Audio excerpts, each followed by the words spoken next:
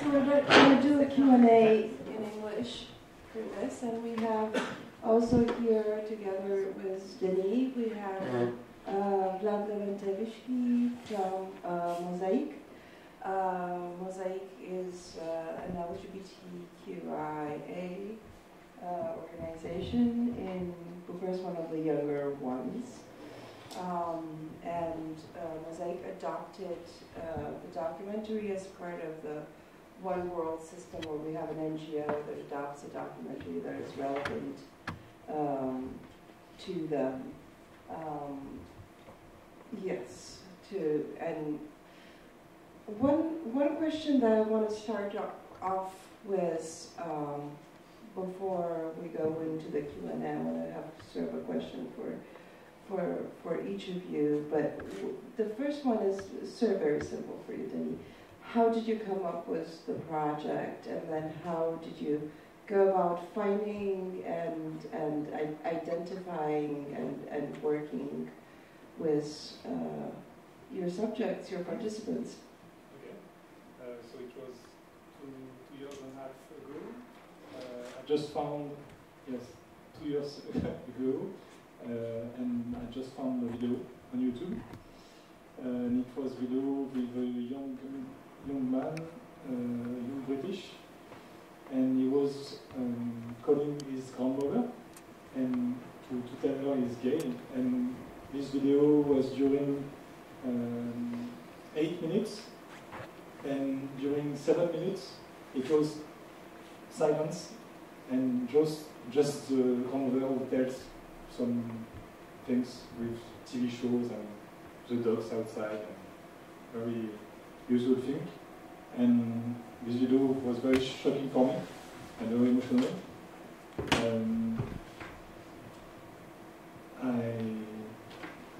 I knew immediately that it was a topic I wanted to have because it remember me when I was a teenager, and when it was difficult to say I'm gay to my parents. So it was immediately I was in the past, and it was the same emotion, so with the same question, and I wanted to speak about this moment. And Vlad, what did you see on the screen? How familiar was it? How possible is it? Do you know of, not necessarily how coming out goes on in Romania, because that takes all of the different varieties, but this sort of opening of the process towards the outside world through the internet?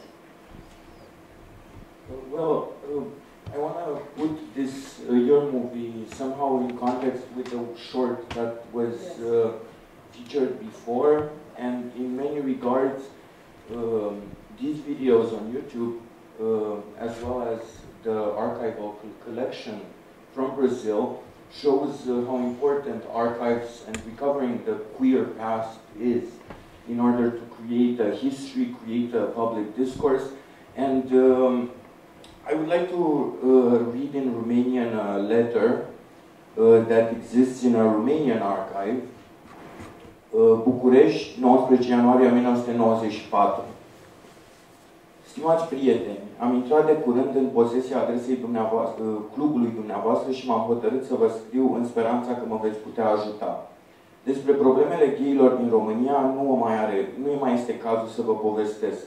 Cred și sper că le cunoașteți din numeroase surse, așa că nu vă voi reține prea mult atenția cu acest aspect. Nu sunt singurul care trăiește drama omului marginalizat datorită unei trăsături de caracter considerată de marea majoritate a conaționalilor mei un viciu periculos.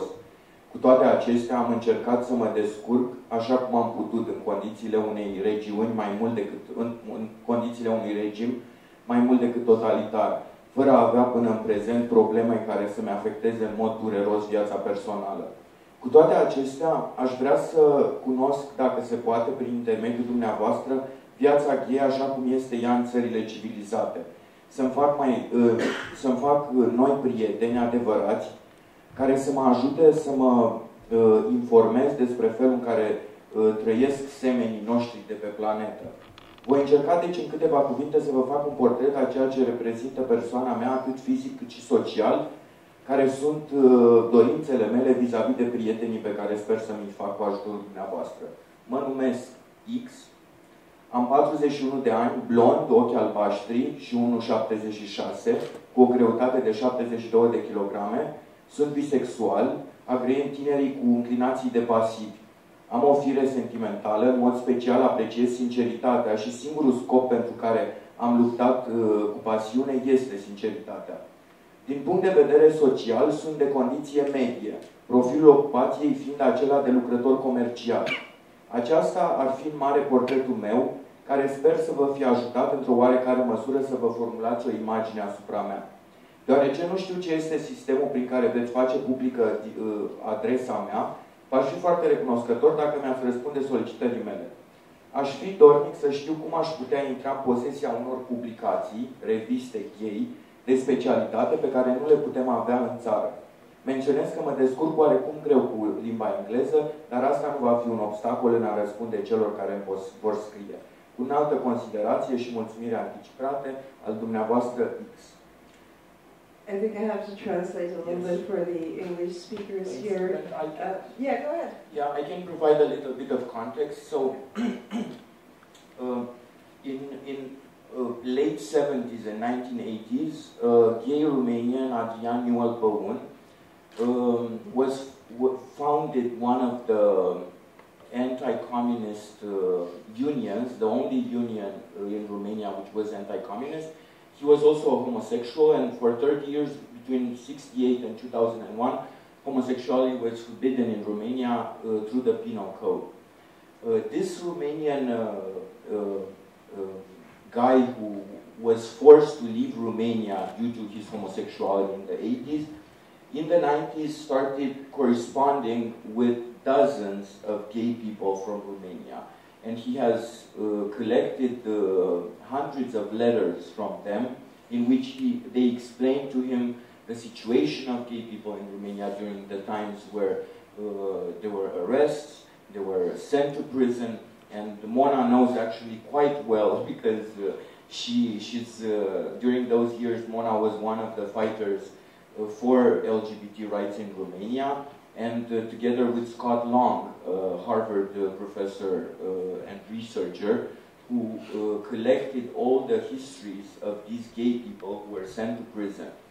So in this light, and this letter of this man who talks a little bit about himself, there's many more of these, but these are voices from a community that was hidden, that was criminalized, and that now slowly it's coming out. And that's why collecting the videos, collecting the Brazilian pictures and everything means recovering this history and setting a place for us in history. Because official history in general does not write our story, does not tell our story. Yes, exactly. I very agree, because in out movie, for me it's like archive for now, for this years, and it was not the same in 10 years ago, and it will not be the same in 10 years. So, and there is still in the world, I think more than 70 countries who penalized by jail, and 7 with death. So yes, there is some work. Yes. What's amazing in the videos, however, is how many of them contain this very special moment in time that we're at now, where like the parents are much more involved, and the family's much more involved, and the family's much more accepting is not even the right word, it's loving. And it struck me actually that there's not more diversity of reactions. And I don't think that would necessarily be the case here if we had anything that's similar, if we had a similar archive. Yes, because these videos are not representative of the world, it's just representative of what I found on the internet, so it's, yeah, there is no video from Africa or from Middle East. South Africa. Yeah, South Africa, yes. Yeah.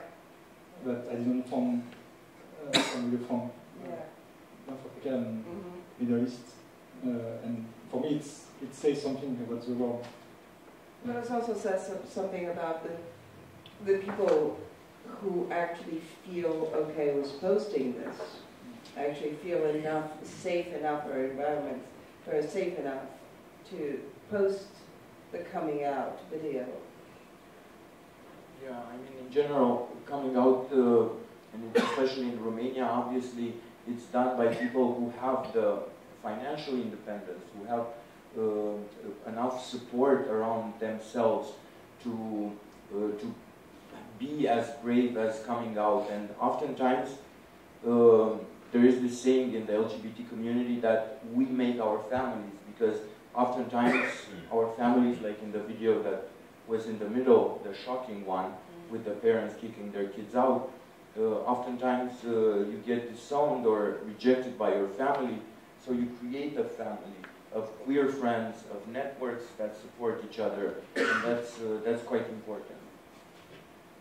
Shall we open it up to questions from the patient audience we still have, the tired audience we still have?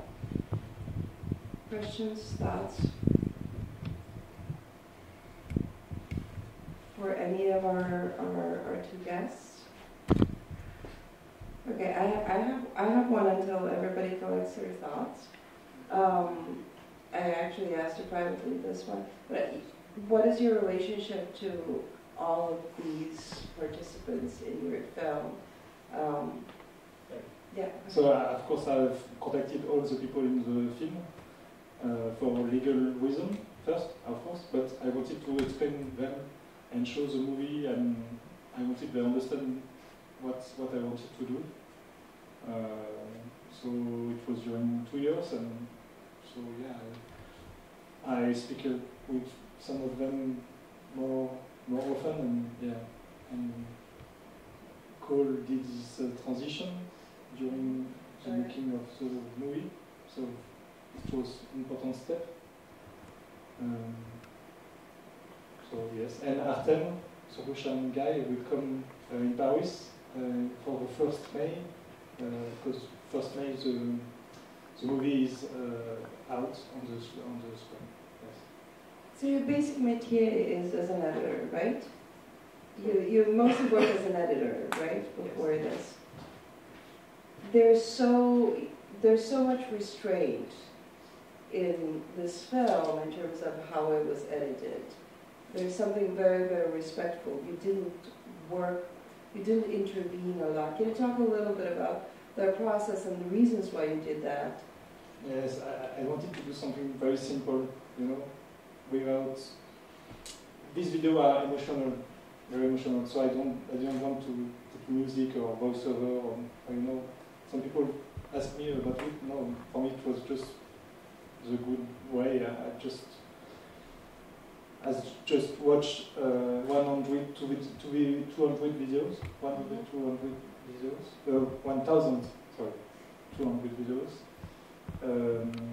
I chose 20 of them, and some of them was 20 minutes, so I just short them to 3 minutes. But I wanted to do something very simple. Yeah. Any questions? Still? No questions? Yes. So, thank you so much for collecting all of the coming out stories. I was wondering, what was the criteria through which, what was the criteria through which you selected all of these coming out stories? Like, are these literally all of the coming out stories that are available on YouTube, or were there more? And how did you? Yes. These were literally all yes, of them. Okay. I mean, it's also interesting, I guess, as an observation to think that there isn't so much age difference within, right? So, and I'm wondering, what would it mean for those who are coming out when they're like in their 40s, or I'm wondering what that experience may look like. I mean, there is on the one hand what you mentioned, like the financial aspect, there's like a class aspect, but then also the age sort of experience. I don't know if you ever stumbled upon it. Yes. there is some videos with older people that I wanted, because it's at this age, at the teenage, that it's very complicated and you have to think about it. And it's a bit complicated because some people at this age suicide, and for me it was important to just look at this age. Yes. Obviously, there's stories that are not covered, and there's stories of different groups that maybe they're not told necessarily. Coming out at a later stage in the life, it can be even more difficult because it means maybe breaking up a marriage, having children, and so on. So things get more complicated with age for a person that identifies itself as LGBT or that discovers later in life that they're either gay or transgender. For transgender individuals, it's even more difficult to start a transition so late in life.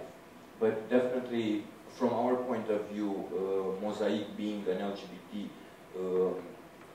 community, grassroots organization for the LGBT community in Romania, we really try to address issues individually for each group based on their specific needs.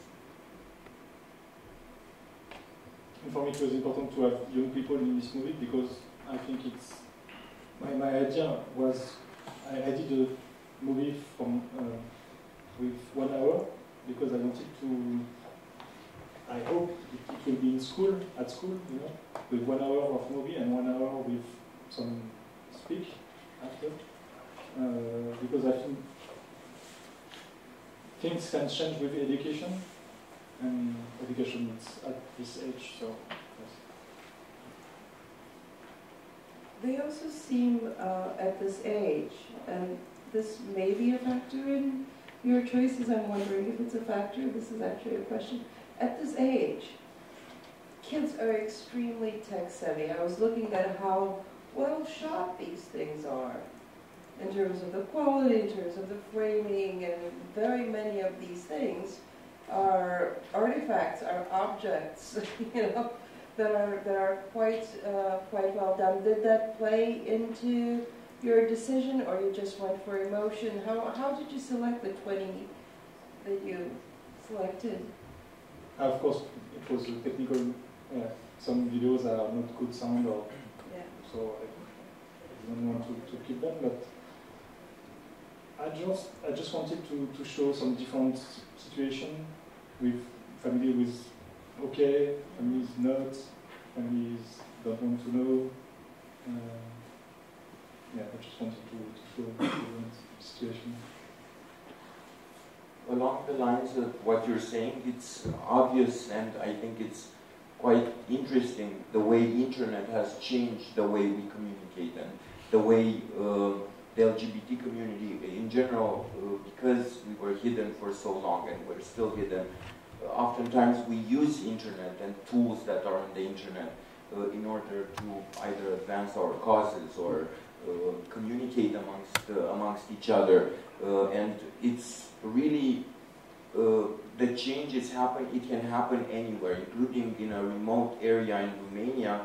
A young kid can watch on YouTube a video like this, hear a positive story about what happened and how parents react and how parents should react, and this changes their self-esteem, it changes the way they interact with each other, and so on, and they have expectations from their families, and this is extremely important, and it helps heal part of the issues that come with discrimination. No, absolutely. It's you know, the access to self-expression, the access to other people's stories is tremendous. It also works both ways. You know, you look at Russia, for instance, the beatings of gay young people were actually meant for the internet, were posted on the internet. It's a double-edged sword, actually. The homophobes are using it to this precisely the same extent. They're performances that are made for dissemination. And that part is terrifying. like everything else, it cuts both ways. Yeah, I mean, what's happening in Russia in general, it's absolutely horrific, and the fact that now we see that in Chechnya there's actual killings of queer people. At the same time, there is this some call it culture clash between the so-called progressive voices, the so-called Western and liberal values, and what they call themselves traditional East versus liberal West. So that's quite important to keep in mind when talking about these issues. And it's not only Russia or Middle East or Africa. Still in China or in United States, you have conversion therapy. You know, that's horrible for people who are there. So we have a vice president in the U.S. who believes in conversion therapy. So yeah, that is terrifying. How is in France? Mm-hmm. In France, Situation in France. Yes.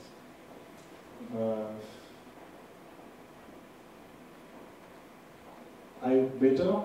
I don't know. There is two contradiction, you know, with the gay marriage. There is some laws now, so it's very important.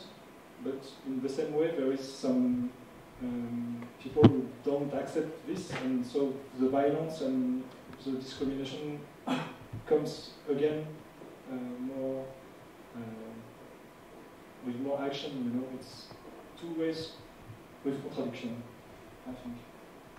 The religious people generally. Sorry? The religious people, maybe. Is the opposition coming from the religious right? Yes, maybe yes.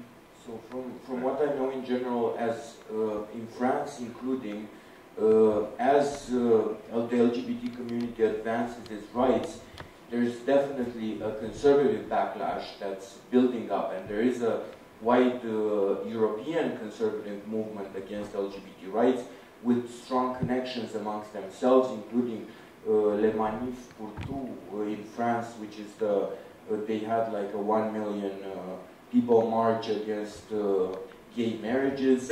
There is against women's reproductive health care, also in France and in Spain and in Bulgaria and in Romania, what we've seen. And all these movements, conservative movements, are well connected and well trained and well funded, including from the United States. So it's complicated by two ways. Laws, okay, it's better, and we have people, oh, okay, it's not possible, so we have to fight. Yes. I want to ask if the part with phone call at the church is real. Yes. Yes, it is. We have to just change the name because for legal issues, but yes, It's quite a famous church in the U.S., the Westboro Church, which really goes including to funerals of soldiers killed in Afghanistan or Iraq. They go and make a huge show everywhere they go with God hates bags, and that's God's punishment. Everything that's happening in America is because of this sort of LGBT rights. But you're right, it's like fiction, you see that, and no, it's not possible, it exists, but yes, it exists. I just choose this video because it's too horrible to be true, just funny. Yes. No, it's the same place, you know, it's the same country that has the San Francisco that the uncle in the first film escapes to. Also has this tremendous conservative movement against sexual minorities, against women, and it's extremely vocal, and it looks like I live there now, so I know it fairly close, although I live in New York, thank God. It's a character. It looks like a caricature. It's funny on the surface, And at the same time, it's absolutely terrifying up close. And you have a lot of violence actually in the United States still against not just transgender people, who are like sort of the first line of defense, but against gay folk. Just like, plain old gay folk in certain areas of the United States, there is still tremendous amounts of violence. That is sort of hard to believe for us here, because we very often looked at the United States and, at the fancy gay prides, which are like massive corporate events that, include basically everybody, and you feel like, oh, this is so much part of the fabric of society, and there's so much progress done there, and at the same time, we don't, it's hard to even comprehend how much violence, I'm not just talking about discrimination and prejudice, just sheer violence there is in the United States, and it's increasing, it's simmering, it's increasing, and it's sort of hard to avoid in certain parts of the country. And with internet also, with social media, there is two opposite waves. It's better because we can talk about it, and it helps a lot of young LGBT people. But in the other way, there is a lot of hate on the internet. So Yes.